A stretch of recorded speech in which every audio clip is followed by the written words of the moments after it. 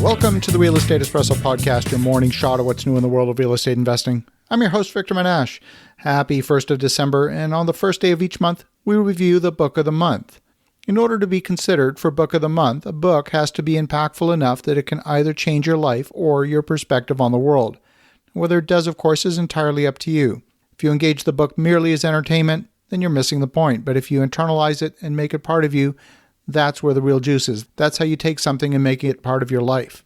Our book this month is definitely worthy of the book of the month, and it's called The To-Do List Formula, A Stress-Free Guide to Creating To-Do Lists That Work by Damon Zahariades. This is one of 11 books by the author, and all of his books are centered around the topic of personal productivity, a topic that he clearly has studied deeply. We've all experienced the frustration that comes from having that 15-minute task that ultimately took 2 weeks to complete. If you're like many people, you've probably tried many different management systems for organizing your daily life. There's so many, and quite frankly, almost all of them have pitfalls and break down in some way. Our book this month takes a deep look at 10 of these systems and provides insight as to why all of these approaches don't work in a sustainable way. It starts with the simplest to-do list and examines the more capable approaches to the most sophisticated systems like Getting Things Done by David Allen. If you've been listening to this show for a while, you will remember that the book, Getting Things Done by David Allen, was the book of the month back in November of 2019. To-do lists suffer from a basic problem. They're often mixing tasks of different sizes, differing importance, and rarely are they scheduled on the calendar in the way that a meeting or a dental appointment might appear on your calendar. To-do lists either capture too little or they create overwhelm. There doesn't seem to be a happy middle ground. The problem with many of the to-do management systems out there is that they don't help you establish a meaningful context. Years ago, Stephen Covey built a to-do system around the concept in his book First Things First.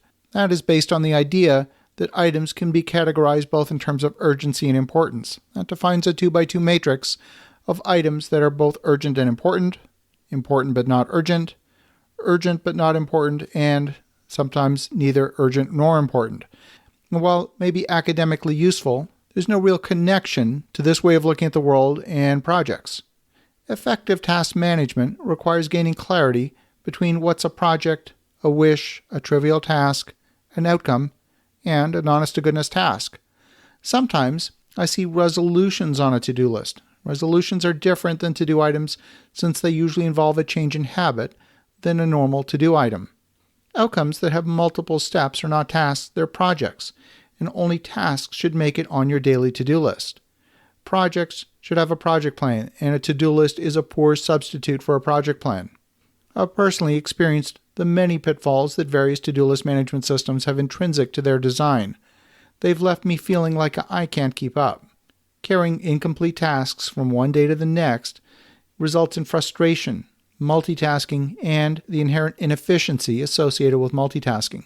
The Getting Things Done method aims to get the tasks out of your head and down on paper. By writing everything down, you can be secure in the knowledge that you don't have to expend energy remembering things. You've got a system, a master list that captures everything. But then the job of choosing items to promote to your next action list is flawed because there's simply too much to choose from. This book doesn't prescribe a single specific one-size-fits-all solution. Rather, it takes you through the thinking process that enables you to gain clarity on how to define your own task management system that works for you. If you have multiple projects that are competing for your attention on a daily basis, you will inherently experience conflicting priorities. Many to-do lists capture trivial tasks, lasting 2 minutes in duration, and the satisfaction of crossing something off the list creates a false sense of accomplishment when that big important task gets procrastinated. Standard to-do lists don't distinguish between items that require input from others compared with items that can be completed in isolation. David Allen proposes a separate waiting list, but this additional list adds another layer of task management.